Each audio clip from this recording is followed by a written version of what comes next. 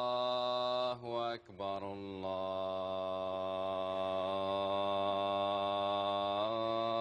الله أكبر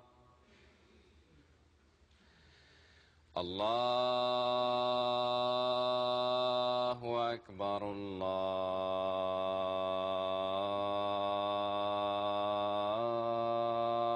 الله أكبر أشهد أن لا إله إلا الله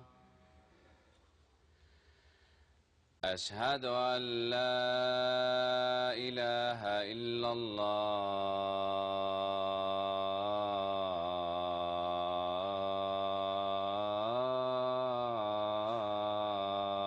الله أشهد أن محمدا رسول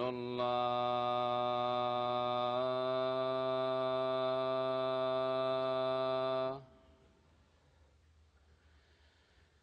أشهد أن محمدا رسول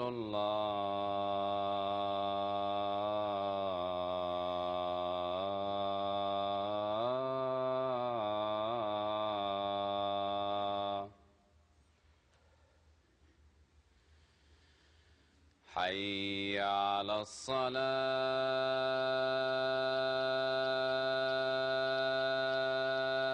الصلاة حي على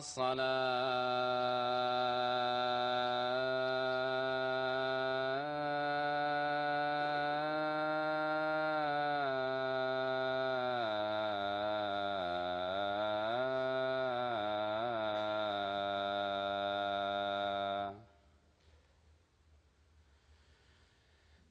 حي على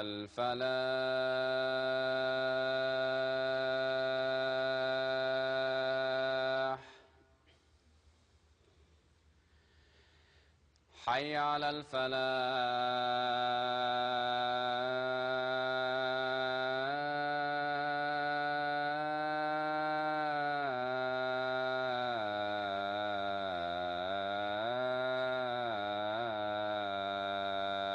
الفلاح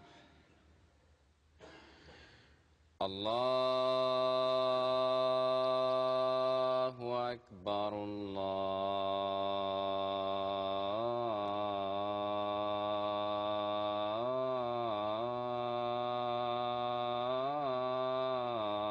الله أكبر لا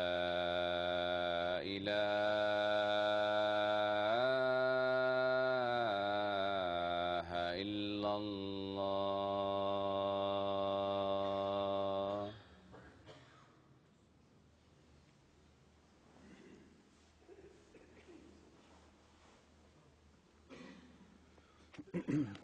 السلام عليكم ورحمة الله.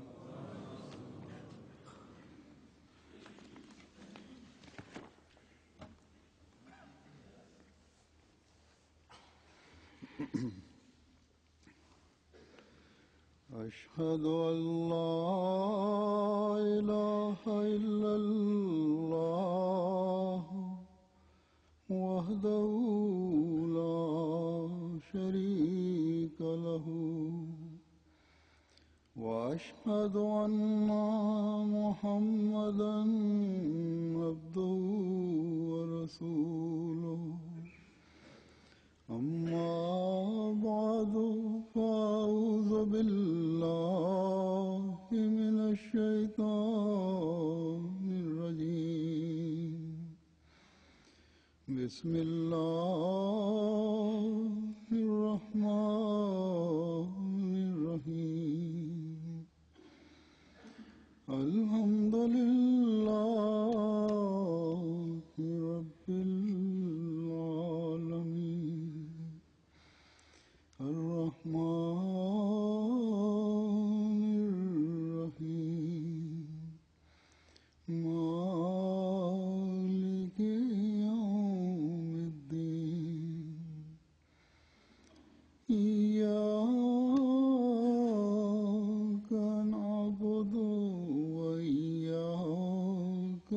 نستعين اهدنا الصراط المستقيم صراط الذين أنعمت عليهم غير المغضوب عليهم ولا الضالين.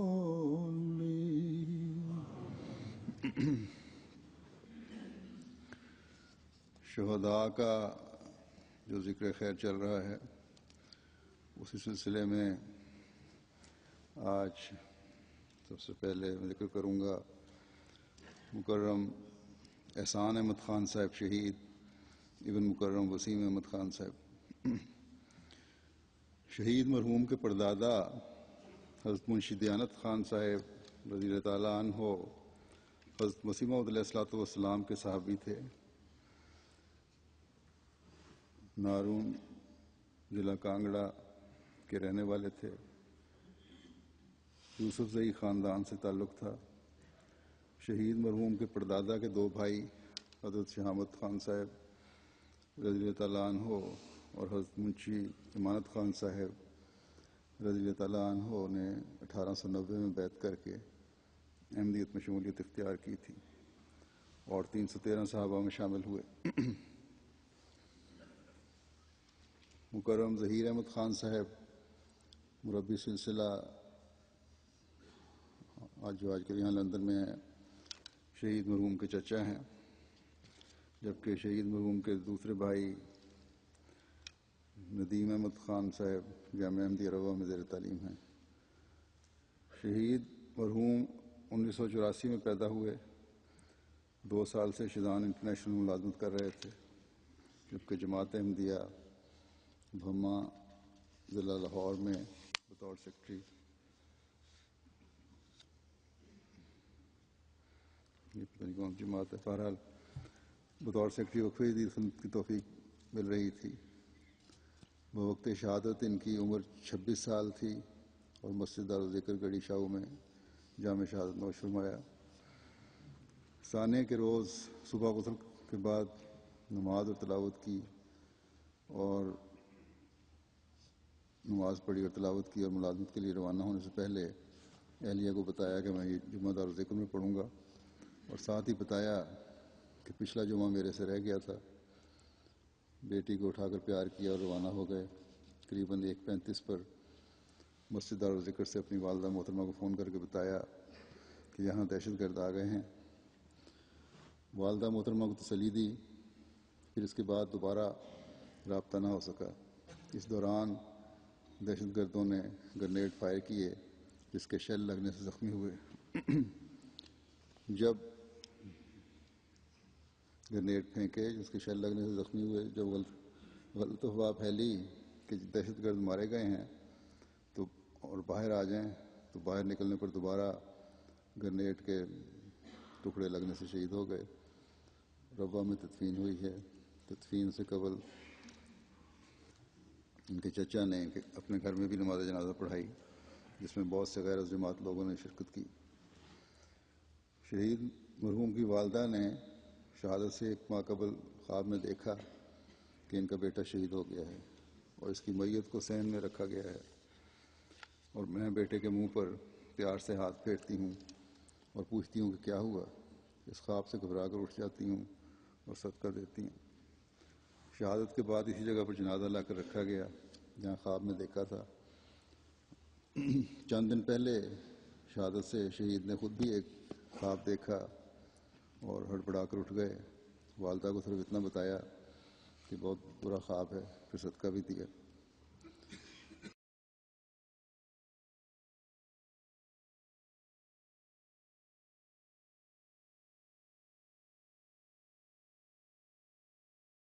شہید مرحوم بہت ہی ایماندار اور نیک فطرت انسان تھے. دوسروں سے ہمدردی اور محبت سے پیش آتے تھے. والدین کی خدمت میں بڑی توجہ سے خدمت کیا کرتے تھے. ان کے چچا نے بتایا مجھے کہ کام سے گھر آتے تھے، والدین کو سلام کرتے تھے، پھر اپنے گھر جاتے تھے. بیوی بچوں کے پاس.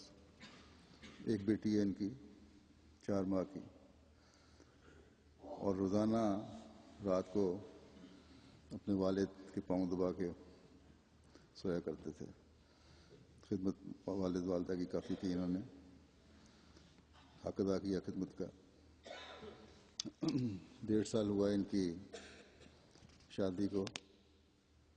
4 ماہ کی وقف نو بچی ہے ان کی ایک. اللہ تعالیٰ درجات بلند فرمائے. اگلا ذکر ہے مکرم منور احمد کیسر صاحب شہید ابن مکرم میاں عبدالرحمٰن صاحب. شہید مرحوم کے خاندان کا تعلق قادیان سے تھا. قادیان پاکستان کے بعد گوجرا منتقل ہوئے، اس کے بعد لاہور شفٹ ہو گئے. ان کے خاندان میں سب سے پہلے حضرت عبدالعزیز صاحب رضی اللہ تعالیٰ عنہ آٹھتی جو تھے، وہ صحابی حضرت مسیح علیہ الصلوۃ والسلام تھے، انہوں نے بیعت کی تھی. جو شہید مرحوم کے دادا مکرم میاں دوست محمد صاحب کے کزن تھے. ان کے دادا اور خاندان کے دیگر لوگوں نے خلافت ثانیہ میں بیعت کی. پیشے کے لحاظ سے شہید مرحوم فوٹوگرافر تھے. پچھلے قریباً 20 سال سے جمعے کے روز دارالذکر کے مین گیٹ پر ڈیوٹی دیا کرتے تھے. بوقت شہادت ان کی عمر 57 برس تھی اور مسجد دارالذکر میں جامع شہادت نوش فرمایا. دارالذکر کے مین گیٹ پر ڈیوٹی کے دوران کئی دفعہ اس بات کا اظہار کیا کہ اگر کوئی حملہ کرے گا تو میری لاش سے گزر کر ہی آگے جائے گا. سانے کے روز قریباً 11 بجے ڈیوٹی پر پہنچے. فرنٹ لائن پر کھڑے تھے کہ 1:40 پر دہشت گردوں نے آتے ہی فائرنگ شروع کر دی. ایک کو تو انہوں نے مضبوطی سے پکڑ لیا، جبکہ دوسرے نے آپ پر فائر کر کے آپ کو شہید کر دیا. اہلیہ محترمہ نے چند دن قبل خواب میں دیکھا کہ ایک تابوت ہے جو عام سائز سے کافی اونچا ہے، جس کے قریب ایک بینچ پڑا ہے. ان کے ایک عزیز بینچ پر پاؤں رکھ کر تابوت کے اندر لیٹ جاتے ہیں. پوچھنے پر کہ یہ کیوں لیٹے ہیں، حالانکہ یہ تو اچھے بھلے ہیں.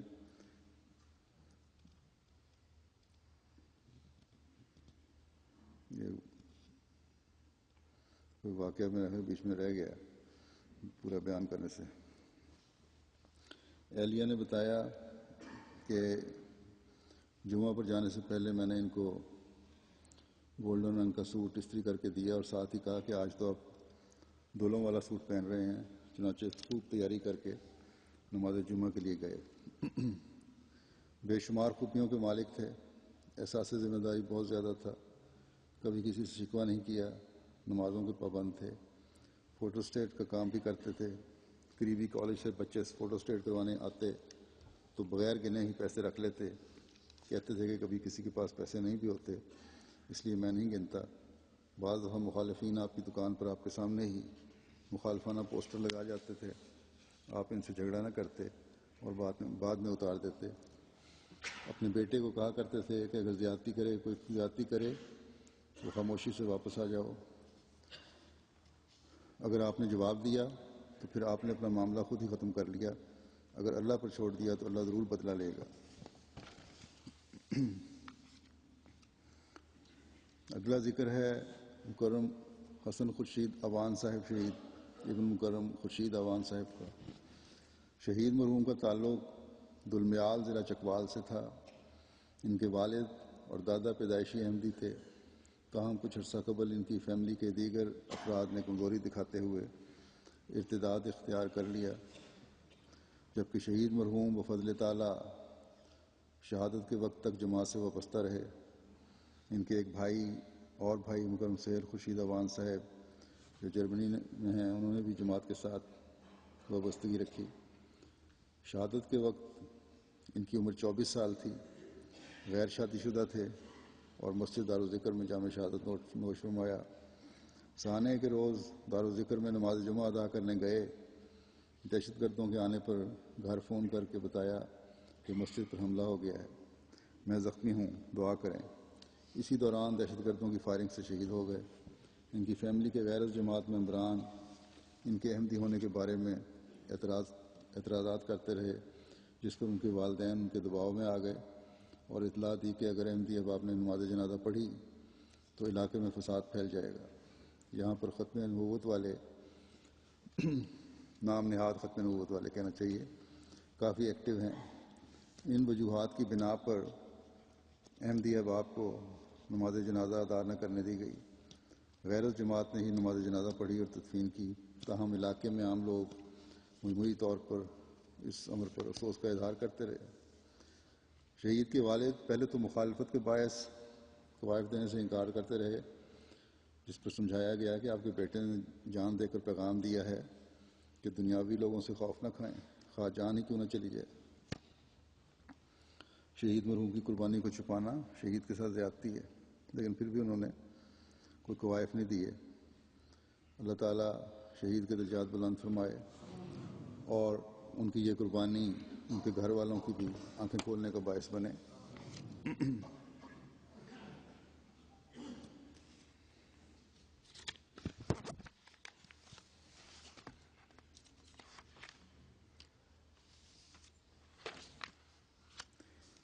ان کے بارے میں امیر صاحب چکوال نے لکھا ہے، مکرم ملک حسن خورشید اوان صاحب کے بارے میں، کہ دعوت اللہ کا کوئی موقع بھی ہاتھ سے جانے نہ دیتے تھے۔ پچھلے چند سالوں سے آپ کے والد مکرم ملک خورشید احمد صاحب نے جماعت احمدیہ سے علیحدگی اختیار کی تو ملک حسن خورشید صاحب اپنے حقیقی عقیدے یعنی احمدیت سے منسلک رہے اور تا دم آخر اس کے ساتھ رہے۔ نماز جمعہ گڑی شاہو اور دارالذکر میں جا کر ادا کرتے تھے۔ متعدد بار والدین کے اصرار کے باوجود اپنے ایمان پر قائم رہے۔ اگلا ذکر ہے مکرم محترم محمود احمد شاہ صاحب شہید مربی سلسلہ ابن مکرم چودھری غلام احمد صاحب کا۔ شہید مرحوم کے خاندان کا تعلق خونن ضلع گجرات سے تھا۔ شہید مرحوم کے دادا مکرم فضل داد صاحب نے بیعت کی تھی۔ شہید مرحوم کے والد بہت متعصب تھے۔ ایک دفعہ ایک کتاب تبلیغ ہدایت فرش پر بکھری پڑی تھی، اس کو اکٹھا کرنے لگے اور سوچا کہ اس کو پڑھنا نہیں، لیکن جب ترتیب لگا رہے تھے تو کچھ حصہ پڑھا، دلچسپی پیدا ہوئی اور ساری کتاب پڑھنے کے بعد کہا کہ میں نے بیعت کرنی ہے، اور 1922 میں 11 سال کی عمر میں بیعت کر لی۔ شہید مرحوم کے والد صاحب نائب تحصیلدار رہے۔ آپ نے کبھی کسی سے رشوت نہیں لی تھی۔ اس خلیفۃ المسیح ثانی رضی اللہ تعالیٰ عنہ کی سندھ میں زمینوں کے مختار عام تھے اور انتہائی نیک اور متقی انسان تھے۔ شہید مرحوم 31 مئی 1962 کو پیدا ہوئے اور پیدائشی وقف تھے۔ 1986 میں جامعہ پاس کیا۔ اس کے علاوہ محلے کی سطح پر متعدد جماعتی عہدوں پر خدمت کا موقع ملا۔ اس کے علاوہ نائب ایڈیٹر ماہنامہ خالد کے طور پر بھی خدمت کرتے رہے۔ پاکستان کے مختلف شہروں میں بطور مربی سلسلہ تقرری کے علاوہ تنزانیہ میں بھی 11 سال مربی سلسلہ کے طور پر خدمت کی توفیق پاتے رہے۔ بیت النور ماڈل ٹاؤن میں قریباً 3 ماہ قبل تقرری ہوئی تھی۔ وہ وقت شہادت ان کی عمر قریباً 48 سال تھی اور نظام وصیت میں بھی شامل تھے۔ مسجد بیت النور ماڈل ٹاؤن میں جامع شہادت نوش فرمایا۔ سانے کے روز نیا سوٹ، نیا رومال لیا، نیا سوٹ پہنا، نیا رومال لیا۔ اپنی رہائش گاہ میں 2 رکعت ادا کرنے کے بعد اپنے بیٹے کے ہمراہ نماز جمعہ کے لیے مین ہال میں پہنچ گئے۔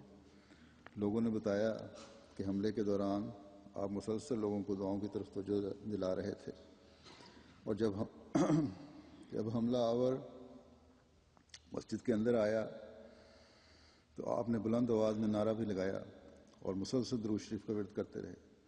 آپ کے سینے میں 2 گولیاں لگی تھیں جن کی وجہ سے آپ کو شہادت ہو گئی۔ اس ثانیے میں ان کا بیٹا اللہ کے فضل سے محفوظ رہا۔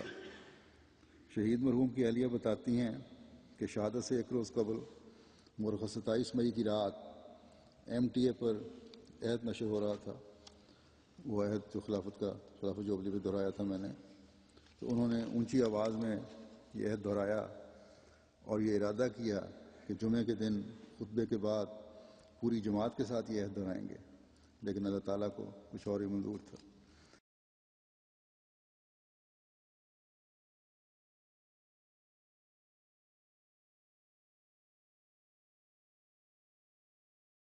اہلیہ نے مزید بتایا کہ آپ بہت ہی نڈر تھے. جب جماعت کے خلاف آرڈیننس آیا تو اس کے کچھ عرصے بعد اپنی ہمشیرہ کے ہمراہ سفر پر جا رہے تھے کہ قمیص پر کلمہ طیبہ کا بیج لگا ہوا تھا.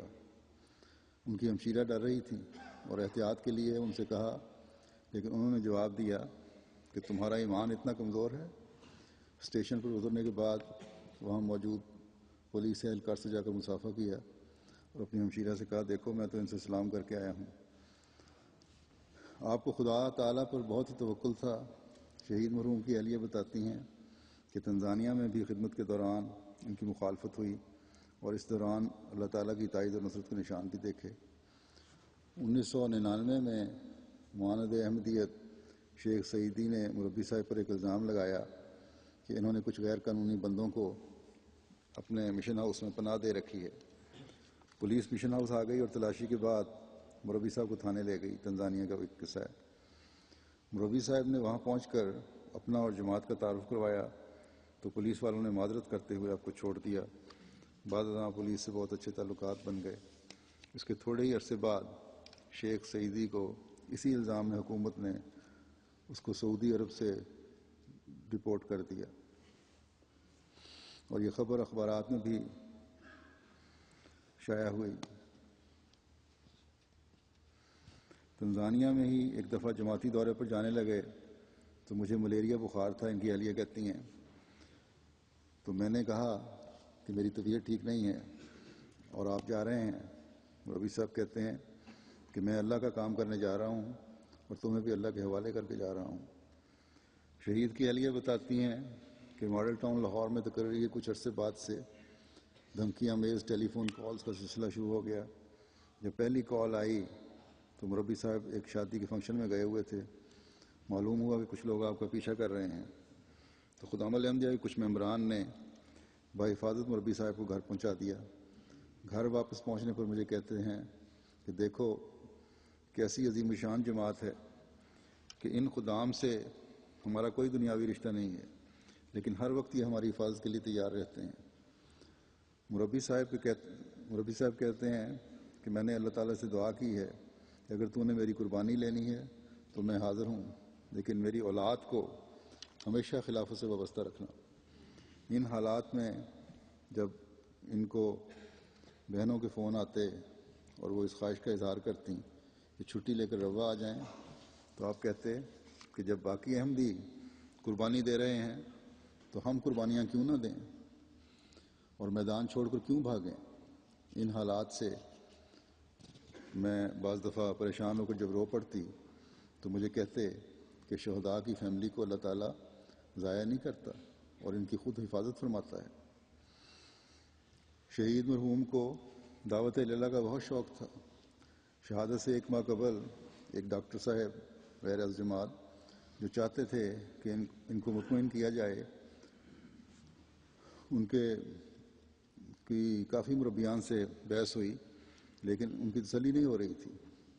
تو مربی صاحب نے شاد صاحب نے 2-3 مجلسوں کے دوران کئی گھنٹے ان کو تبلیغ کی اور حضرت مسیح موعود علیہ السلام کے الہامات اور کلام بڑے آبدیدہ ہو کر ان کو سناتے تھے، بڑی جذباتی کیفیت میں.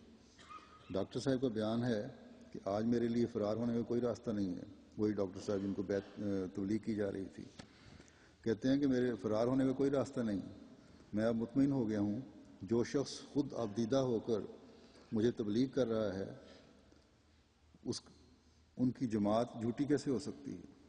تو یہ بھی ہر تبلیغ کرنے کا ایک اپنا ہر ایک انداز ہوتا ہے اور جو دل سے نکلی ہوئی باتیں ہوتی ہیں پھر اثر کرتی ہیں. اور پھر ڈاکٹر صاحب نے بیعت کر لی. مربی صاحب کے والدین کے علاوہ باقی تمام رشتہ دار غیر از جماعت ہیں. آخری سانس تک ان کو بھی تبلیغ کرتے رہے. ہر غمی اور خوشی کے موقع پر اپنے بچوں کو خاص طور پر دکھانے کی غرض سے ساتھ لے جاتے تھے ان غیر از جماعت رشتہ داروں کے پاس کہ دیکھو ہم میں اور ان میں کیا فرق ہے. ان لوگوں کے گلوں میں بد رسومات اور بدعات کا توق ہے اور ہم خلافت کی لڑی میں پروئے ہوئے ہیں.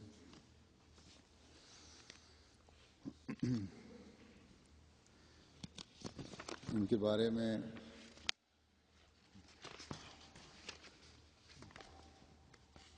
ایک صاحب نے مجھے خط میں لکھا کہ 2006 میں خاکسار کو اطلاع ملی، پنڈی کے ہیں یہ، کہ محمود شاہ صاحب مربی سلسلہ کو بیت الحمد مری میں تعینات کیا گیا ہے۔ خاکسار کو امیر صاحب ضلع راولپنڈی میں صدر حلقہ بیت الحمد شرکی کے علاوہ بیت الحمد مری روڈ، مربی ہاؤس مری روڈ اور گیسٹ ہاؤس مری روڈ کی نگرانی بھی سونپی ہوئی تھی۔ تو امیر صاحب کی ہدایت آئی کہ مربی صاحب کے قیام و طعام کا بندوبست کریں۔ گیسٹ ہاؤس میں طعام کا بھی بندوبست نہیں تھا، کھانا جو بھی پیش کیا جاتا بڑے صبر و رضا کے ساتھ کھا لیتے۔ مربی صاحب اور گیسٹ ہاؤس مربی ہاؤس اور گیسٹ ہاؤس مری روڈ 3 منزلہ ہے۔ پہلے مربی ہاؤس دوسری منزل پر تھا، جماعت نے فیصلہ کیا کہ اسے تیسری منزل پر شفٹ کر دیا جائے اور پہلی 2 منزلیں گیسٹ ہاؤس بنائی جائیں۔ تیسری منزل پر شدید گرمی ہوتی تھی، مگر مربی صاحب کمال صبر و رضا کے ساتھ وہاں مقیم رہے اور کبھی حرف شکایت زبان پر نہ لائے۔ خلیفہ وقت کے خطبات جمعہ بڑے اہتمام سے سنتے تھے اور احباب جماعت کو بھی بار بار سننے کی تلقین کرتے تھے۔ اگر کبھی کسی جماعت میں ڈش خراب ہو گیا تو اس وقت تک چین سے نہیں بیٹھتے تھے جب تک ڈش درست نہ کروا لیتے تھے۔ مربی صاحب نہایت ہی نرم دل اور خوش مزاج انسان تھے، ہر ایک کے ساتھ دوستی اور پیار کا تعلق قائم کرتے، خاندانوں کا بہت علم رکھتے تھے، اس طرح احباب کے ساتھ ایک ذاتی تعلق بنا لیتے تھے۔ خطبات جمعہ میں حضرت مسیح موعود علیہ الصلوۃ والسلام کی تحریرات اور منظوم کلام بھی بکثرت استعمال کرتے۔ دشمن کے ناکام و نامراد رہنے اور جماعت کی کامیابی پر کامل یقین تھا اور بڑی تحدی سے اس کا ذکر کرتے تھے۔ خطبات میں اکثر ان کی آواز بھر آ جاتی تھی۔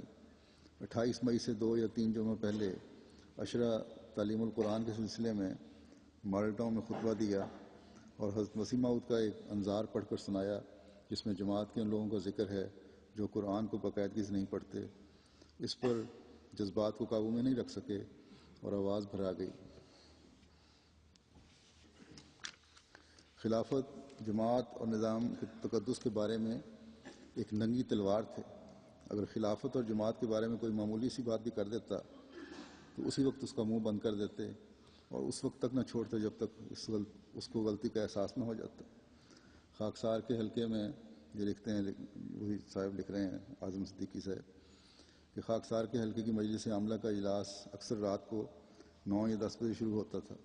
رات گئے سخت سردی میں سائیکل پر اجلاس میں شامل ہوتے اور اپنی ہدایت سے نوازتے۔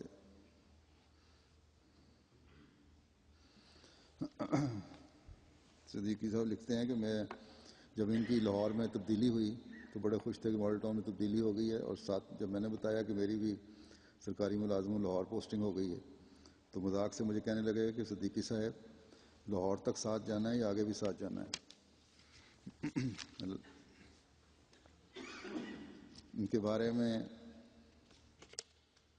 مزید ایک مربی صاحب نے لکھا ہے کہ شہید ایک ہنس مکھ اور بڑی سے بڑی مصیبت اور دکھ کو خندہ پیشانی سے برداشت کر کے مسکرانے والے تھے، دلیر اور نڈر تھے، تبلیغ کے شہدائی تھے۔ خاکسار کی تقرری جب تنزانیہ میں ہوئی تو ان کے ساتھ دارالسلام سے موروگورو جا رہا تھا۔ راستے میں کچھ مولوی برلب سڑک نظر آئے۔ محمود شاد صاحب نے گاڑی روکی اور ان کو تبلیغ کرنے لگے، جبکہ شام کا وقت ہو چلا تھا اور آگے راستہ بھی خطرناک تھا۔ ایک مجمع اکٹھا ہو گیا اور دعوت اللہ سے تمام لوگ مستفید ہونے ہوئے اور ان مولویوں کو لاجواب کر کے دوڑا دیا۔ گاڑی میں بیٹھتے ہوئے خاکسار کو کہا کہ ہمیں یہاں مذہبی آزادی ہے، ڈرنا نہیں، کھل کر تبلیغ کریں۔ پھر ان کے بارے میں مزید لکھتے ہیں کہ شہید مرحوم، یہ معلومات ہیں، شہید مرحوم کئی بہنوں کے اکیلے بھائی تھے، اس لیے والدین اور خاص طور پر بیمار والدہ کی خوب خدمت کی۔ جب آپ کا تقرر بیرون ملک ہونے والا تھا تو پریشان تھے کہ بیمار والدہ کو کس کے پاس چھوڑ کر جاؤں گا، چنانچہ والدہ کی زندگی میں آپ کو پاکستان میں ہی خدمت کا موقع ملتا رہا۔ جب خاکسار کا تقرر، یہ بھی مربی صاحب نے لکھ رہے ہیں کہ جب خاکسار کا تقرر 1999 میں بطور امیر و مبلغ انچارج تنزانیہ ہوا تو اس وقت آپ تنزانیہ میں تعینات تھے۔ بڑے ہی شوق اور لگن سے تبلیغ کیا کرتے تھے. نئی سے نئی جگہوں پر رابطے کر کے ویڈیو اور آڈیو کیسٹس کے ذریعے اور مجالس لگا کر اب تبلیغی کیمپس لگایا کرتے تھے، جس کے نتیجے میں اللہ تعالیٰ نے کئی جماعتیں بھی عطا کیں.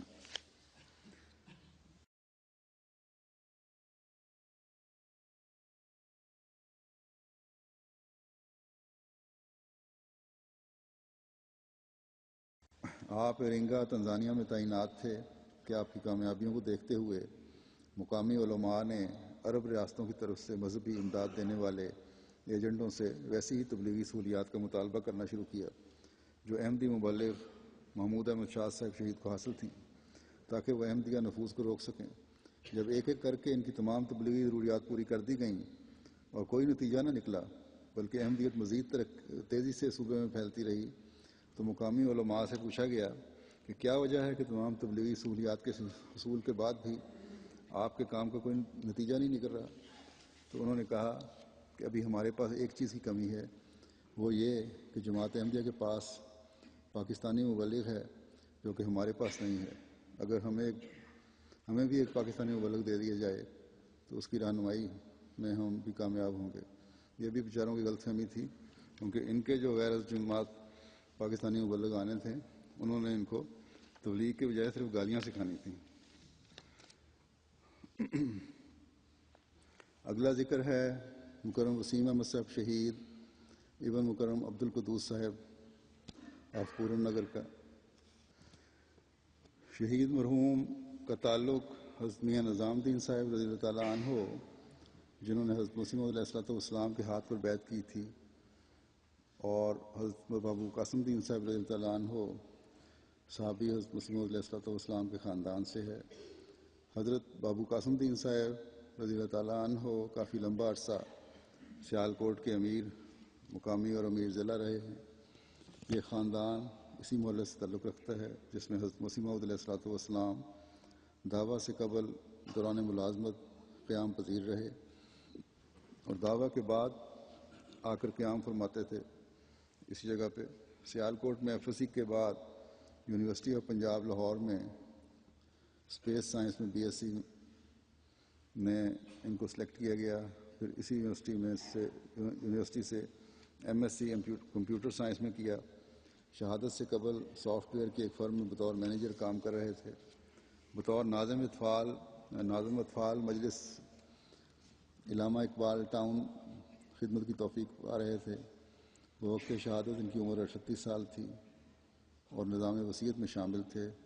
مسجد دارالذکر میں جامع شہادت نوش فرمایا. شہید مرحوم ہمیشہ نماز جمعہ مسجد دارالذکر میں ادا کرتے تھے. ثانیہ کے روز بھی مال روڈ پر واقع اپنے دفتر سے نماز ادا کرنے کے لیے دارالذکر پہنچے. عموماً مین ہال کی پہلی صف میں بیٹھتے تھے. ثانیہ کے روز بھی پہلی صف میں ہی بیٹھے اور دہشت گردوں کے آنے پر امیر صاحب کے حکم پر وہیں بیٹھے رہے. جب باقی دوست ہال کے پچھلے گیٹ سے جان بچانے کے لیے باہر جا رہے تھے تو ان کو بھی کہا گیا، لیکن انہوں نے کہا کہ پہلے باقی دوست چلے جائیں پھر میں جاؤں گا. اسی دوران دہشت گرد کی گولیوں سے شہید ہو گئے. شہید مرحوم کی شہادت پر ان کے دفتر والوں نے ان کی یاد میں اپنے دفتر میں 2 گھنٹے کا پروگرام بھی رکھا. تمام سٹاف تعزیت کے لیے ان کے گھر بھی آیا اور بہت اچھے الفاظ میں شہید کو یاد کیا.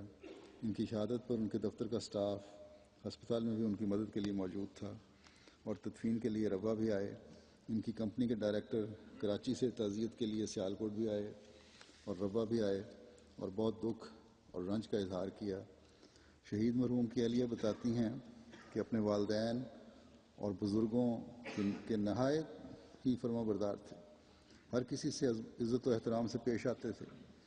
والدین کے ساتھ کبھی بھی اونچی آواز میں بات نہیں کی بلکہ اس چیز کو گناہ سمجھتے تھے. جماعت کی نہایت ہی خدمت کرنے والے ممبر تھے. جماعت لاہور کے چندوں کے حوالے سے سافٹ ویئر بھی تیار کیا. ناظم اطفال کے طور پر خدمت کرتے رہے اور بچوں سے نہایت ہی شفقت اور محبت کا تعلق تھا.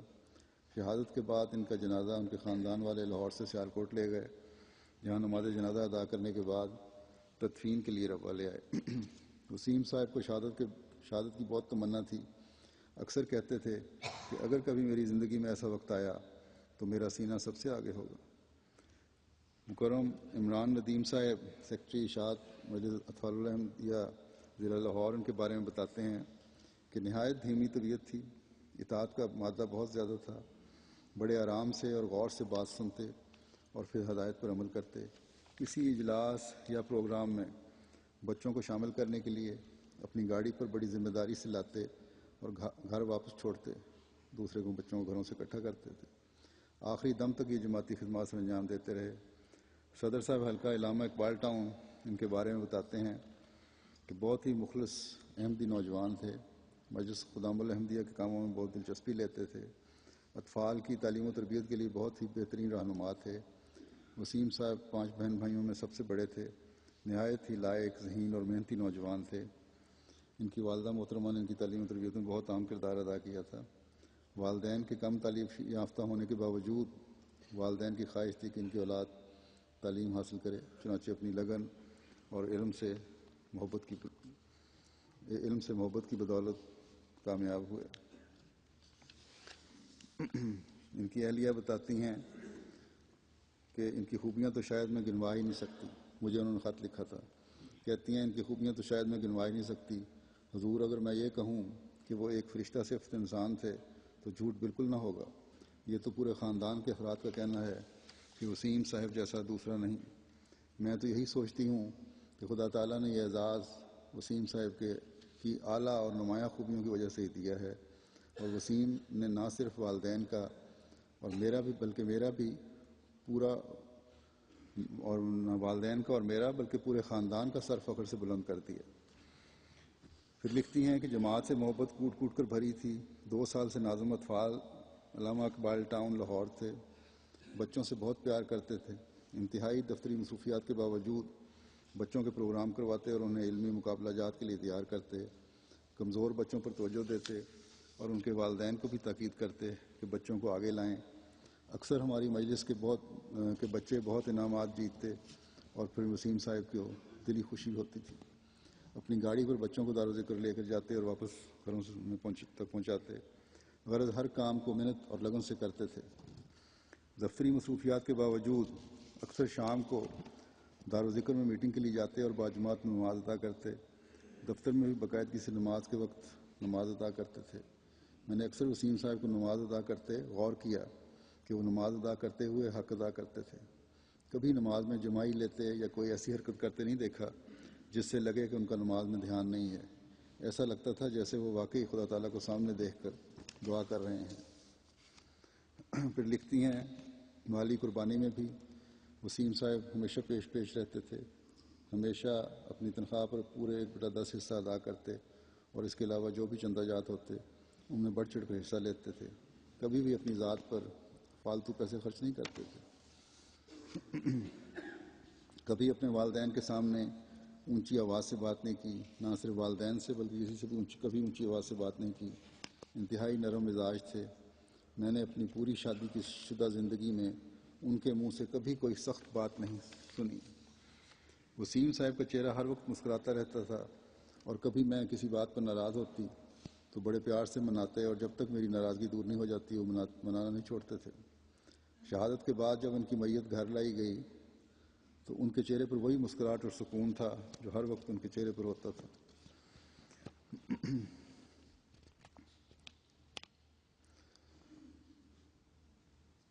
کوئی بھی مہمان ہو ہر ایک سے بہت عمدہ طریقے سے ملتے، کوئی بھی نہ بھولتا۔ ماں باپ کا، بہن بھائیوں کا ہر طرح سے خیال رکھتے تھے۔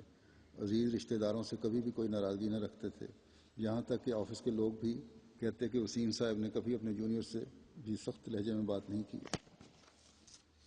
وسیم صاحب نے ڈر قسم کے انسان تھے، احمدی ہونے پر فخر تھا۔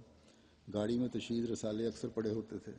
ان کا جونیئر جو کہ احمدی تھا انہیں اکثر کہتا تھا کہ وسیم صاحب کہیں کوئی مولوی فطرت انسان یہ دیکھ کر آپ کو نقصان نہ پہنچائے۔ تو وسیم صاحب کہتے کہ یار، شہادت کا رتبہ ہر ایک کی قسمت میں نہیں ہوتا۔ گھر میں بھی اکثر کہتے تھے کہ تبلیغ سے کبھی نہیں ڈرنا چاہیے، کیونکہ ہم جیسے گناہ گاروں کو ایسا اعزاز کہاں ملتا ہے۔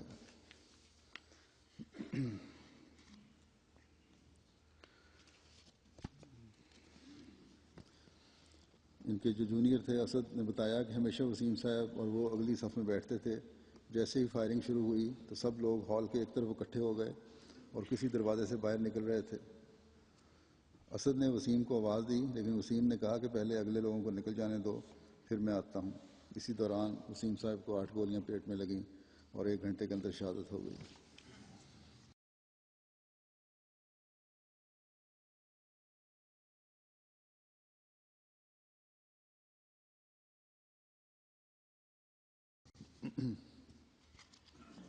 اگلا ذکر ہے مکرم وسیم احمد صاحب شہید بن مکرم محمد اشرف صاحب چکوال کا۔ شہید مرحوم کے آباء و اجداد کا تعلق رتوچا ضلع چکوال سے تھا۔ شہید مرحوم نے میٹرک تک تعلیم اپنے آبائی گاؤں سے حاصل کی، پھر فوج میں بطور لانس نائک ملازمت شروع کر دی۔ فوج سے ریٹائرمنٹ کے بعد اسلام آباد میں ایک سیکیورٹی کمپنی میں ملازمت شروع کی۔ بعد ازاں 2009 میں مسجد دارالذکر میں سیکیورٹی گارڈ کی ملازمت شروع کر دی۔ ان کے خسر مکرم عبدالرزاق صاحب نظارت اولیاء صدر انجمن احمدیہ پاکستان روا کے ڈرائیور تھے۔ شہادت کے وقت وسیم احمد صاحب کی عمر 54 سال تھی اور مسجد دارالذکر میں ڈیوٹی دینے کے دوران جام شہادت نوش فرمایا۔ ثانیہ کے روز وسیم احمد صاحب مسجد دارالذکر کے مین گیٹ پر ڈیوٹی پر تھے۔ حملہ آوروں نے دور ہی سے فائرنگ شروع کر دی، جس سے ثانیہ کے آغاز میں ہی ان کی شہادت ہو گئی۔ شہید مرحوم کی 2 شادیاں ہوئی تھیں۔ جو پہلی بیوی کی وفات ہو گئی 1983 میں، پھر انہوں نے عبدالرزاق صاحب جن کا میں نے ذکر کیا، ان کی بیٹی سے ان کی شادی ہوئی 1990 میں۔ ان کی اہلیہ بتاتی ہیں کہ بہت ہی اچھے انسان تھے، معاشرے میں بہت اچھا مقام تھا، ہر ایک کے ساتھ بہت اچھے تعلقات تھے، ہر رشتے کے لحاظ سے بہت اچھے انسان تھے۔ خاص طور پر یتیم بچوں اور بچیوں کے ساتھ بہت اچھا سلوک کرتے تھے، چاہے وہ رشتہ دار، غیر رشتہ دار، غیر از جماعت یا احمدی ہوتا۔ جماعتی خدمات کو بہت جوش اور جذبہ تھا، اسی لیے جب بھی لاہور سے چھٹی پر گھر آتے تو بتاتے کہ میں ادھر بہت خوش ہوں۔ مسجد میں آنے والا ہر احمدی، چاہے وہ چھوٹا ہے یا بڑا، ہر ایک بہت عزت سے ملتا ہے۔ شہید مرحوم کے بچوں نے بتایا کہ ہمارے ابو بہت اچھے انسان تھے، ہمارے ساتھ بہت اچھا تعلق تھا، ہر ایک خواہش کا احترام کرتے تھے۔ بیٹی نے بتایا کہ خاص طور پر میری ہر خواہش پوری کرتے تھے۔ بچوں کی تعلیم کے بارے میں بہت جذبہ اور شوق تھا۔ بیٹی نے بتایا کہ مجھے کہتے تھے کہ میں تمہیں ربا بھیج دوں گا، تعلیم حاصل کرنے کے لیے ماحول اچھا ہے اور وہیں جماعت کی خدمت کرنا، چاہے مجھے تمہارے ساتھ ربا میں ہی کیوں نہ رہنا پڑے۔ بہت ہی شفقت اور پیار کرنے والے باپ تھے۔ شہید مرحوم کی اہلیہ نے مزید بتایا کہ شہادت سے کچھ روز قبل فون کر کے مجھے بتایا کہ میں ڈیوٹی پر کھڑا تھا تو صدر صاحب ہلکا مسجد میں تشریف لائے، میرے پاس سے گزرے تو میں نے کہا صدر صاحب میری وردی پرانی ہو گئی ہے، اگر مجھے نئی وردی لے دیں تو ہر ایک آنے والے کو اچھا محسوس ہوگا، لہٰذا صدر صاحب نے نئی وردی لے دی۔ شہادت والے روز ثانیہ سے قبل فون کر کے بتایا کہ میں نے نئی وردی پہنی ہے، اسی وردی میں شہادت کا رتبہ پایا۔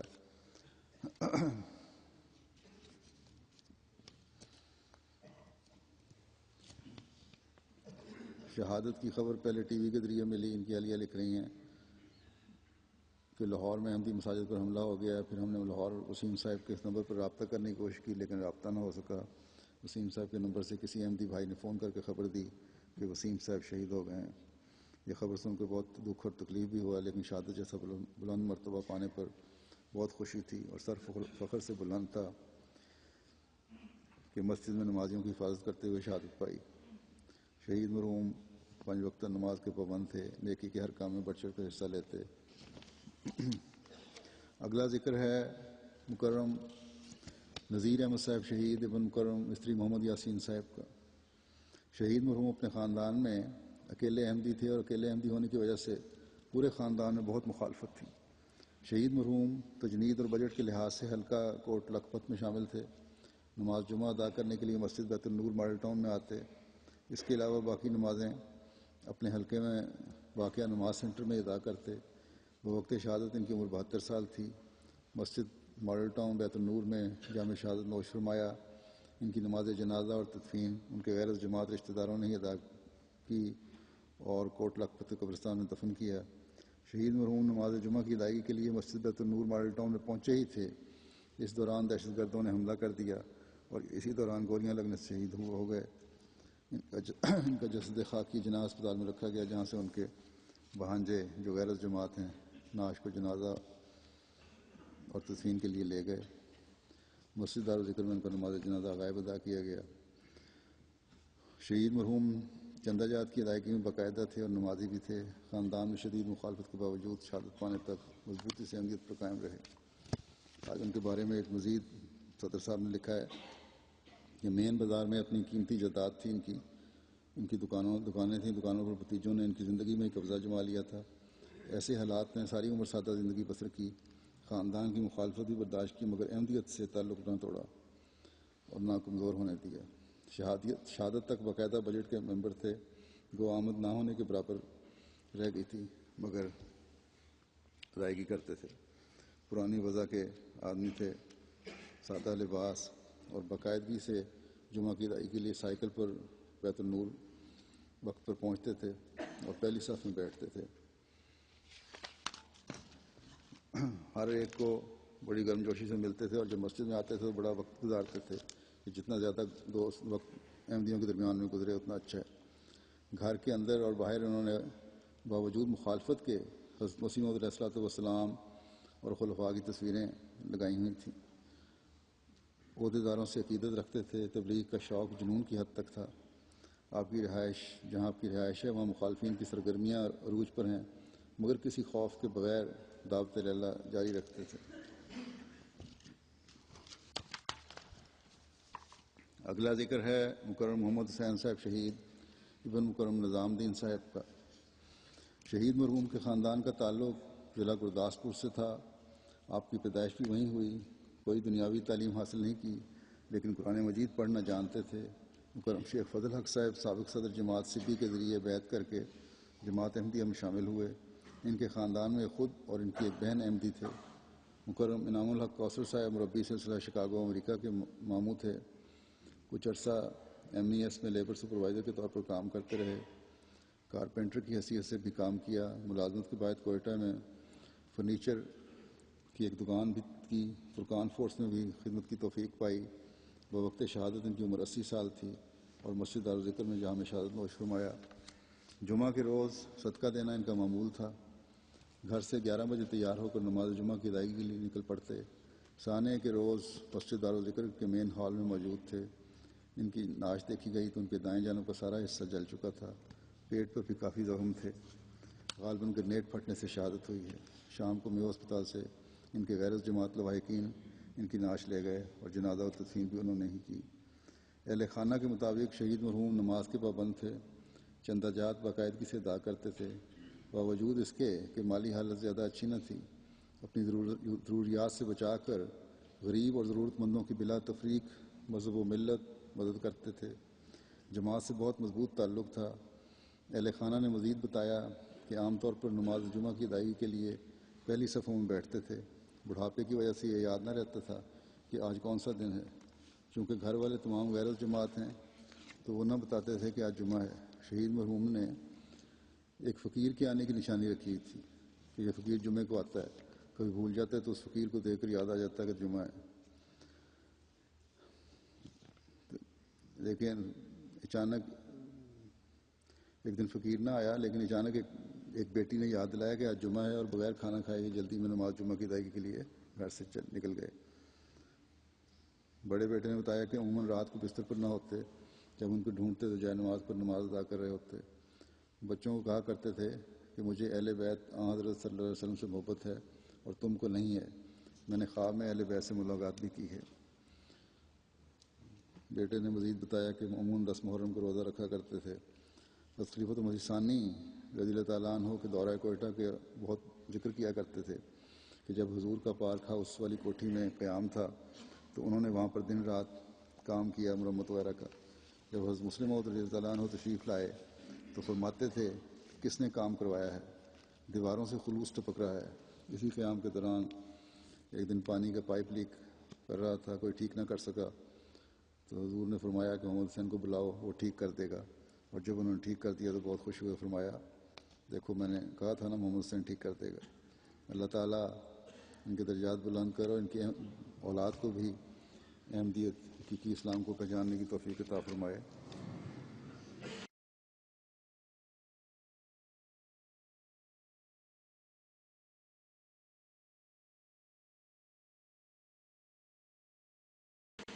یہ واقعات تو ایسے ہیں کہ اگر ان کی تفصیلات میں جایا جائے تو یہ لمبا سلسلہ چل جائے گا، اس لیے میں نے مختصر بیان کیے ہیں۔ لیکن ایک شہید کا ذکر جو پہلے ہو چکا ہے وہ بہت ہی مختصر تھا، ان کی اہلیہ نے بعد میں کچھ قوائف بھیجے ہیں، اس لیے ان کا ذکر میں مختصر دوبارہ کر دیتا ہوں۔ ڈاکٹر عمر احمد صاحب شہید ہیں۔ اہلیہ نے لکھا کہ میرا اور ان کا ساتھ تو صرف 1.5 سال کا ہے، لیکن اس عرصے میں مجھے نہایت ہی پیار کرنے والے شفیق، کم گو اور سادہ طبیعت انسان کے ساتھ رہنے کا موقع ملا۔ بچپن سے ہی شہادت کا شوق تھا۔ دوسری اور تیسری کلاس میں تھے کہ میجر عزیز بھٹی کو خط لکھا کہ مجھے آپ بہت اچھے لگتے ہیں۔ وہ کہاں عزیز بھٹی شہید تھے، پاکستان کے فوجی، ان کا کتاب میں ذکر تھا، اور ایک فرضی خط لکھا کہ مجھے آپ بہت اچھے لگتے ہیں اور میں بھی آپ کی طرح شہید ہونا چاہتا ہوں۔ یہ مختصر خط ان کی والدہ کے پاس محفوظ ہے۔ شادی کے بعد اکثر شہادت کے موضوع پر بات کرتے رہتے تھے۔ ایک دن کہنے لگے کہ میں نے بہت ہی غور کیا ہے اور میں اس نتیجے پر پہنچا ہوں کہ جنت میں جانے کا واحد شارٹ کٹ شہادت ہے، لیکن میری قسمت میں کہاں۔ انہوں نے 2 دفعہ آرمی میں کمیشن کی کوشش کی تھی، لیکن دونوں دفعہ آخری سٹیج پر رہ گئے، جس کا انہیں بہت دکھ تھا۔ وہ خیال کرتے تھے کہ شہادت کے لیے فوج ہی اچھا ذریعہ ہے۔ تو یہ ان لوگوں کا بھی جواب ہے جو کہتے ہیں کہ جماعت احمدیہ میں ملک کے خلاف ہے۔ ملک کی خدمت کا جذبہ کس طرح کوٹ کے بھرا ہوا تھا ان میں۔ اکثر کہتی ہیں کہ مجھے اکثر کہا کرتے تھے کہ دیکھنا جب بھی جماعت کو کوئی ضرورت ہوئی تو عمر پہلی صف میں ہوگا اور سینے پر گولی کھائے گا۔ اور یہ جو خط لکھا تھا شہید میجر عزیز بھٹی شہید کو، اس کے نیچے بھی لکھا تھا میجر عمر شہید۔ گھر پر ہوتے تو مسجد میں جا کر نماز ادا کرتے، نماز مغرب پر مسجد جاتے اور عشاء پڑھنے کے بعد کچھ نہ کچھ جماعتی کام کرنے کے بعد واپس آتے۔ یہ ان کا معمول تھا۔ خدام الاحمدیہ میں نہایت مستعد تھے۔ سال میں 1-2 دفعہ وقفے عارضی پر جاتے تھے۔ خدمت خلق کا بے انتہا شوق تھا۔ سال میں 2 دفعہ ضرور خون کا عطیہ دیا کرتے تھے۔ جس دن دارالذکر میں زخمی ہوئے اس دن صبح دفتر جانے کے لیے جلدی میں نکلے، یہ کہتے ہوئے کہ مجھے دیر ہو رہی ہے، چونکہ ان کے آفس سے مسجد دارالذکر قریب پڑتی تھی، اس لیے وہ جمعہ وہیں پڑھتے تھے۔ میری چھوٹی سے چھوٹی اور بڑی سے بڑی ضرورت کا خیال رکھا۔ اپنی بیٹی سے جو کہ اب 8 ماہ کی ہو گئی ہے بہت پیار کرتے تھے۔ دفتر سے آ کر اس کے ساتھ بہت دیر تک کھیلتے تھے۔ اس کے بارے میں کسی بھی قسم کی بے احتیاطی برداشت نہیں کرتے تھے۔ صرف اپنی بیٹی ہی نہیں، اہلیہ لکھتی ہیں کہ صرف اپنی بیٹی ہی نہیں بلکہ تمام بچوں سے بہت شفقت کا سلوک کرتے اور کہتے تھے کہ بچے معصوم ہوتے ہیں اس لیے مجھے پسند ہیں۔ لکھتی ہیں کہ شہادت سے تقریباً 2 ماہ قبل میں نے خواب میں دیکھا کہ عمر کی دوسری شادی ہو رہی ہے اور میں زار و قطار رو رہی ہوں۔ اس خواب کا ذکر میں نے عمر سے بھی کیا لیکن انہوں نے ہنس کر ٹال دیا۔ لکھتی ہیں کہ بہت زیادہ صفائی پسند تھے، اسی طرح دل کے بھی بہت صاف تھے، کبھی کسی کو تکلیف نہ دی۔ سخت گرمی میں بھی دوپہر کو آفس سے آتے، پاکستان میں گرمی بہت شدید ہوتی ہے، ہر ایک جانتا ہے۔ آفس سے آتے تو ہلکی سی گھنٹی بجاتے تاکہ کوئی ڈسٹرب نہ ہو۔ اکثر اوقات تو کافی دیر آدھ گھنٹہ تک باہر ہی خاموش کھڑے رہتے۔ تمام آفس کے لوگ بہت تعریف کرتے تھے۔ گورنمنٹ آف ریسرچ کے ادارے میں تھے یہ، اور کہتے تھے کہ ہمارا ایک بہت ہی پیارا بچہ ہم سے علیحدہ ہو گیا۔ آفس کا تمام سٹاف گھر افسوس کرنے کے لیے آیا۔ جب بھی کوئی پریشانی ہوتی تو فوراً خلیفہ وقت کو خط لکھتے، اور کہتی ہیں مجھے بھی کہتے تھے کہ خط ضرور لکھا کرو۔ میرے والدین اور تمام عزیز رشتہ داروں کی بہت زیادہ عزت کیا کرتے تھے، اپنے دوستوں کی بہت عزت کرتے تھے، ان کے لیے ضرور تھوڑا بہت وقت نکالتے۔ جو بھی خلیفہ وقت کی طرف سے تحریک ہوتی، چاہے وہ دعاؤں کی ہو، روزہ ہو، تہجد ہو، صدقات ہوں، فوراً اس پر کمر بستہ ہو جاتے۔ تمام چندہ جات بر وقت ادا کرتے اور ہمیشہ صحیح آمد پر چندہ بنواتے تھے، بجٹ بنواتے تھے۔ 23 مئی انہوں نے چندہ حصہ آمد کی آخری قسط جو کہ 9,500 روپے تھی ادا کیا، اور گھر آ کر مجھے اور باقی سب گھر والوں کو بڑی خوشی سے بتایا کہ شکر ہے کہ آج چندہ پورا ہو گیا۔ جب سے سیدنا بلال فنڈ کا اجرا ہوا اس وقت اس فنڈ میں باقاعدگی سے چندہ دیتے تھے۔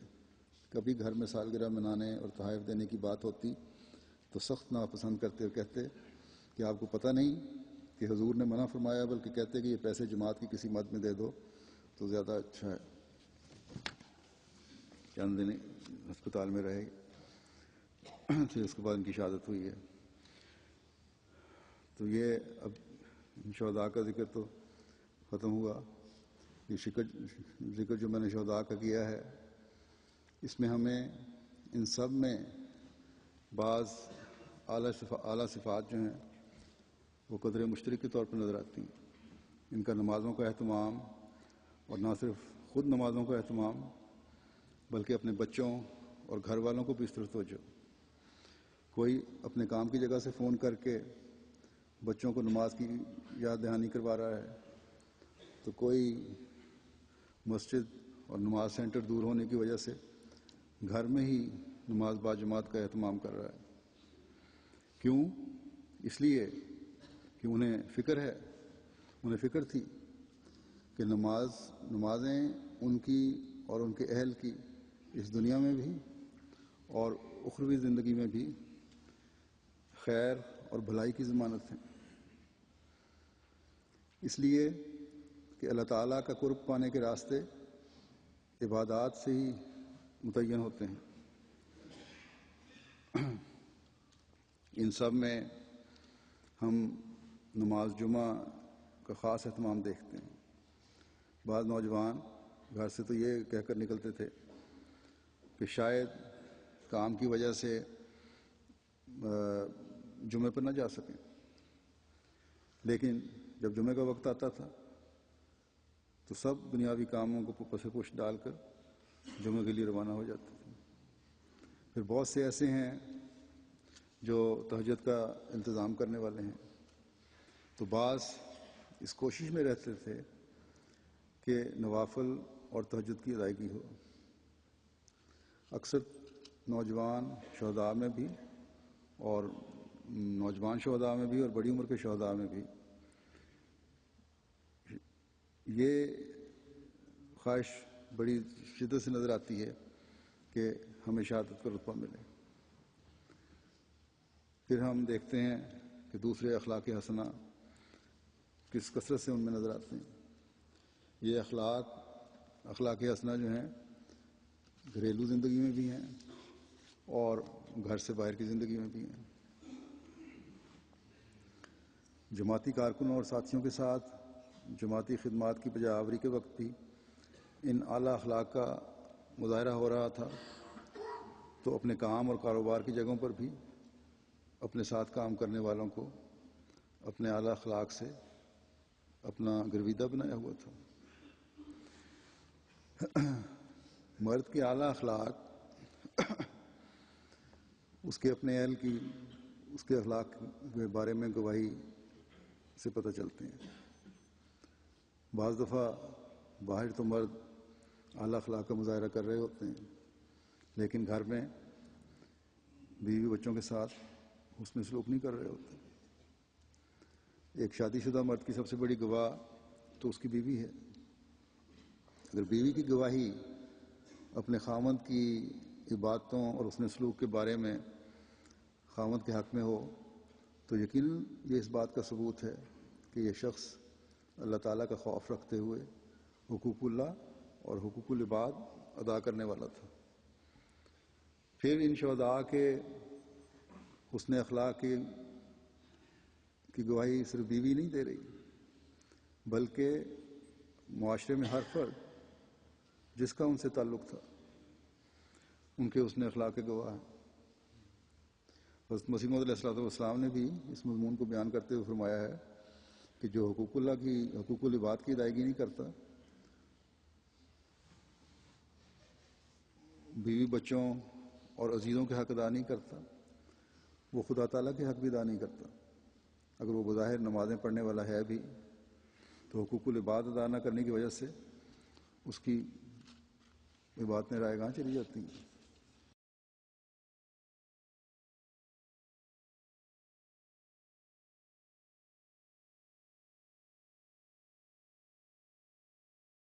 بس یہ شہداء جو شہادت کے مقام کو پہنچے، یقیناً یہ شہادت کا رتبہ ان کے لیے عبادتوں کی قبولیت اور حقوق العباد کی ادائیگی کا حق ادا کرنے کی سند لیے ہوئے ہیں۔ پھر ہم دیکھتے ہیں کہ صرف اپنی عبادتوں اور حسن اخلاق پر ہی ان لوگوں نے بس نہیں کی، بلکہ اپنی ذمہ داریوں کی جزیات کو بھی نبھایا۔ ایک باپ اپنے گھر کا راعی ہے اور بچوں کی تعلیم و تربیت اور نگرانی اس کی ذمہ داری ہے۔ تو اس فریضے کی ادائیگی کی طرف بھی توجہ دی ان لوگوں نے، اور یہ توجہ ہمیں ہر شہید میں مشترک نظر آتی ہے۔ اس قرآنی حکم کو انہوں نے اپنے پیش نظر رکھا کہ وَلَا تَقْتُلُوا أَوْلَادَكُمْ خَشْيَةَ إِمْلَاقٍ، کہ تم مفلسی کے خوف سے اولاد کو قتل نہ کرو، اپنے کاروباروں میں اس قدر محو نہ ہو جاؤ کہ یہ خیال ہی نہ رہے کہ اولاد کی تربیت بھی ہماری ذمہ داری ہے۔ یہ لوگ اپنے اس عہد کو بھولے نہیں کہ دین کو دنیا پر مقدم رکھنا ہے، اور اس عہد کی پاسداری کی خاطر انہوں نے اپنے کاموں کی جگہ سے فون کر کر کے گھر میں بیوی کو یاد کروایا کہ بچوں کو نماز پڑھوا دو، کہ دین کو مقدم کرنے کی ابتدا تو نمازوں سے ہی ہوتی ہے۔ ایک بچی نے باپ کی تربیت کا یہ اسلوب بتایا کہ لمبے تفریحی سفر پر ہمارے ابا ہمیں ساتھ لے جاتے تھے اور راستے میں مختلف دعائیں پڑھتے رہتے تھے، اور اونچی آواز میں اور بار بار پڑھتے تھے کہ ہمیں بھی یاد ہو جائیں دعائیں، اور ہمیں ان سے یاد ہو گئیں۔ اور پھر صرف دعائیں یاد ہی نہیں کروائیں بلکہ یہ بھی کہ کس موقع پر کون سی دعا کرنی ہے۔ تو یہ تھے وہ جانیں قربان کرنے والے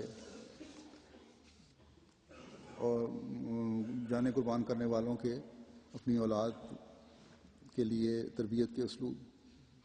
پھر نوجوان تھے جن کے والدین بفضل تعالی حیات ہیں، ان کے حقوق بھی ہمہ وقت ان جوان شہیدوں نے ادا کیے۔ والدین بیمار ہیں تو رات دن کی خدمت میں ایک کر دیے۔ خدا تعالیٰ کے حکم کہ والدین سے حسن سلوک کرو اور ان کی کسی سخت بات پر بھی اف کا کلمہ منہ سے نہ نکالو، اس کا حق ادا کر دیا ان لوگوں نے۔ پھر بعض دفعہ یہ ہوتا ہے کہ شادی شدہ جوان اگر ماں باپ کا حق ادا کر رہے ہیں تو بیوی کا حق بھول جاتے ہیں، اگر بیوی کا حق ادا کرنے کی طرف توجہ ہے تو ماں باپ کا حق بھول جاتے ہیں۔ لیکن ان مومنوں نے تو مومن ہونے کا اس بارے میں بھی حق ادا کر دیا۔ بیویاں کہہ رہی ہیں کہ والدین کے حق کے ساتھ ہمارا اس قدر خیال رکھا کہ کبھی خیال ہی دل میں پیدا نہیں ہونے دیا کہ ہماری حق تلفی تو کجا ہلکی سی جذباتی تکلیف بھی پہنچائی ہو۔ اور ماں باپ کہہ رہے ہیں کہ ہم سمجھتے ہیں کہ ہمارے حق ادا کرنے کی کوشش میں کہیں بیوی کے حق کی ادائیگی میں کمی نہ کی ہو۔ بس یہ اعتماد اور یہ حقوق کی ادائیگی ہے جو حسین معاشرے کی قیام اور اپنی زندگی کو بھی جنت نظیر بنانے کے لیے ان لوگوں نے قائم کیا۔ اور پھر اللہ تعالیٰ نے بھی کتنا بڑا اجر عطا فرمایا کہ دائمی جنت کی ضمانت دے دی۔ 17-18 سال کا نوجوان ہے تو اس کی طبیعت کے بارے میں بھی ماں باپ اور قریبی تعلق رکھنے والے، بلکہ جس کالج میں تعلیم حاصل کر رہے ہیں وہ نوجوان کر رہے تھے، ان سب کی رائے یہ ہے کہ وہ عجیب منفرد قسم کا اور منفرد مزاج کا بچہ تھا۔ پھر ان سب میں ایک ایسی قدر مشترک ہے جو نمایاں ہو کر چمک رہی ہے، اور وہ ہے جماعتی غیرت کا بے مثال اظہار، اطاعت نظام کا غیر معمولی نمونہ، جماعت کے لیے وقت قربان کرنے کے لیے ہر وقت تیار رہنا اور کرنا، دین کو دنیا پر مقدم رکھتے ہوئے جماعت کے لیے سارے حقوق کی ادائیگی کے باوجود، ساری ذمہ داریوں کے حقائق کی ادائیگی کے باوجود وقت نکالنا، اور صرف ہنگامی حالت میں ہی نہیں بلکہ عام حالات میں بھی کئی گھنٹے وقت دینا، اور بعض اوقات کھانے پینے کا بھی ہوش نہ رہنا، اور پھر یہ کہ خلافت سے غیر معمولی تعلق، محبت اور اطاعت کا اظہار۔ کیوں یہ اظہار تھا؟ اس لیے کہ آن حضرت صلی اللہ علیہ وسلم نے فرمایا تھا کہ مسیح موعود اور مہدی موعود کے بعد جو دائمی خلافت کا سلسلہ چلنا ہے اس نے مومنین کے جذبہ وفا اور اطاعت اور خلافت کے لیے دعاؤں سے ہی دائمی ہونا ہے۔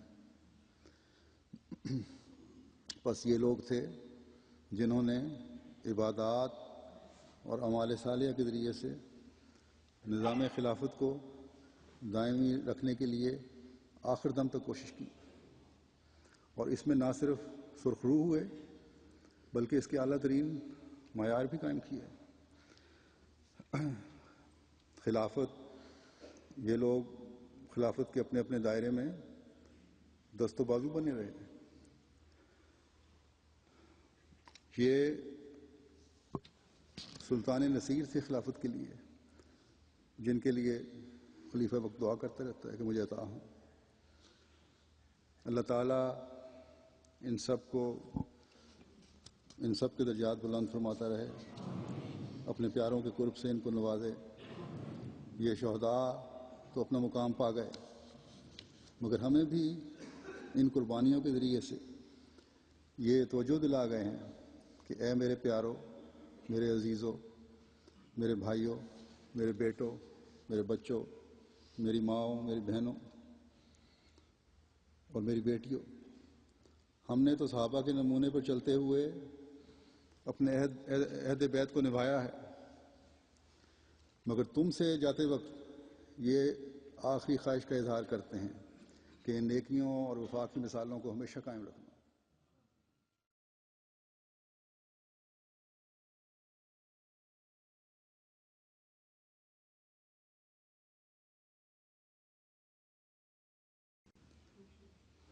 بعض مردوں نے اور عورتوں نے مجھے خط بھی لکھے ہیں کہ آپ آج کل شہداء کا ذکر خیر کر رہے ہیں، ان کے واقعات سن کر رشک بھی آتا ہے کہ کیسی کیسی نیکیاں کرنے والے اور وفا کے دیپ جلانے والے وہ لوگ تھے، اور پھر شرم بھی آتی ہے کہ ہم ان معیاروں پر نہیں پہنچ رہے۔ ان کے واقعات سن کر افسوس اور غم کی حالت پہلے سے بڑھ جاتی ہے کہ کیسے کیسے ہیرے ہم سے جدا ہو گئے۔ یہ احساس اور سوچ جو ہے بڑی اچھی بات ہے، لیکن آگے بڑھنے والی قومیں صرف احساس پیدا کرنے کو کافی نہیں سمجھتی، بلکہ ان نیکیوں کو جاری رکھنے کے لیے پیچھے رہنے والا ہر فرد جانے والوں کی خواہشات اور قربانیوں کے مقصد کو پورا کرنے کی کوشش کرتا ہے۔ بس ہمارا کام ہے اور فرض ہے کہ ان قربانیوں کا حق اپنے اندر پاک تبدیلیاں پیدا کرتے ہوئے ادا کریں،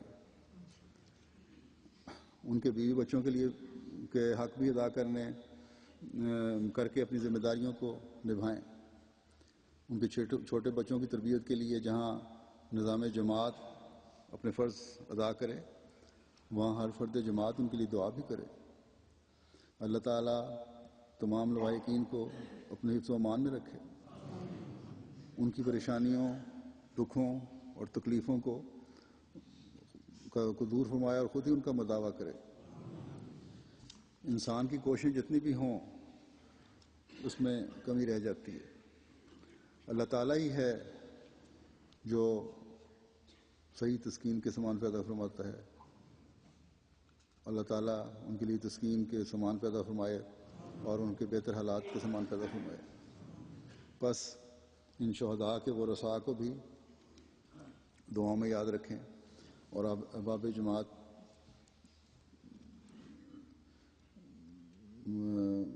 اپنے لیے بھی دعائیں کریں۔ اللہ تعالیٰ ہمیں بھی ہر شر سے، دشمن کے ہر شر سے محفوظ رکھے، کیونکہ دعاؤں کی آج کل بہت زیادہ ضرورت ہے۔ پاکستان میں حالات جو ہیں وہ بدتر ہی ہو رہے ہیں، تو فرق نہیں پڑا اس سے، مخالفت بڑھتی چلی جا رہی ہے۔ اللہ تعالیٰ ہر شر سے بچائے اور ان شریروں کے شر ان پر الٹائے، اور ہمیں ہر احمدی کو ثبات قدم عطا فرمائے۔ آخر میں میں ابھی نماز جمعہ کے بعد نماز جنازہ پڑھاؤں گا، نماز جنازہ غائب، اس کا اعلان کرتا ہوں۔ یہ مکرم نذیر شفیق المراد علی صاحب سابق امیر جماعت سیریا کا نماز جنازہ ہے۔ 30 جون 2010 کو 67 سال کی عمر میں ان کی وفات ہوئی. انا للہ و انا الیہ راجعون. آپ ایف اے کرنے کے بعد 6 سال تک شیخ ہاشم کے ہاں شریعت پڑھتے رہے. آپ کا گھر دمشق کے محلہ شاہور میں تھا جہاں مکرم منیر الحسنی صاحب امیر شام جو تھے وہ رہتے تھے. آپ بچپن سے ان کو جانتے تھے. اسی زمانے میں آپ کو ان کی خدمت کا شرف بھی حاصل ہوا. اور وزیر صاحب نے 1963 میں جماعت کے بعض عقائد سنے اور بیعت کر لی. آپ دمشق میں اربن ٹرانسپورٹ کے انچارج تھے. حضرت خلیفۃ المسیح رابع رحمہ اللہ تعالیٰ نے 1986 میں آپ کو شام کا پہلا صدر مجلس انصار اللہ اور 1988 میں مکرم منیر الحسنی صاحب کی وفات کے بعد بلاد شام کا امیر مقرر فرمایا.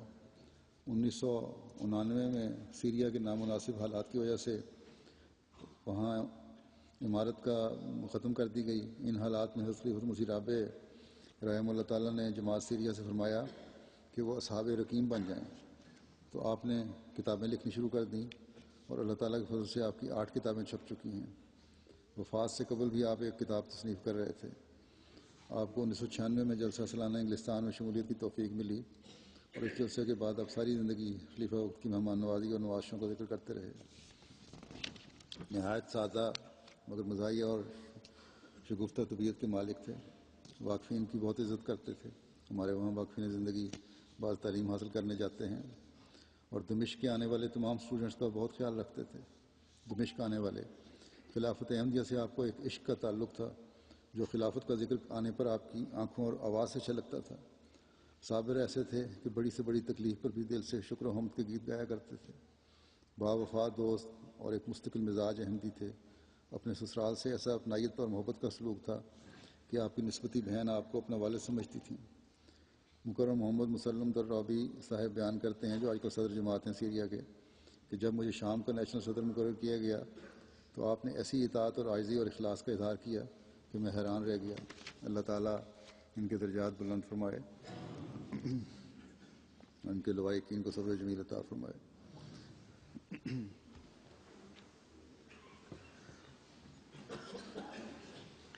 الحمد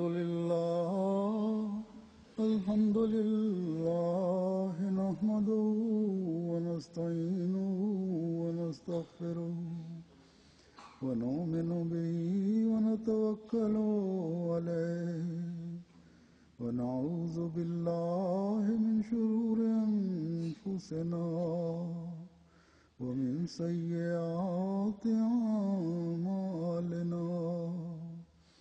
من يهده الله فلا مضل له ومن يضلل فلا هادي له ونشهد أن لا إله إلا الله ونشهد أن محمدا عبده ورسوله.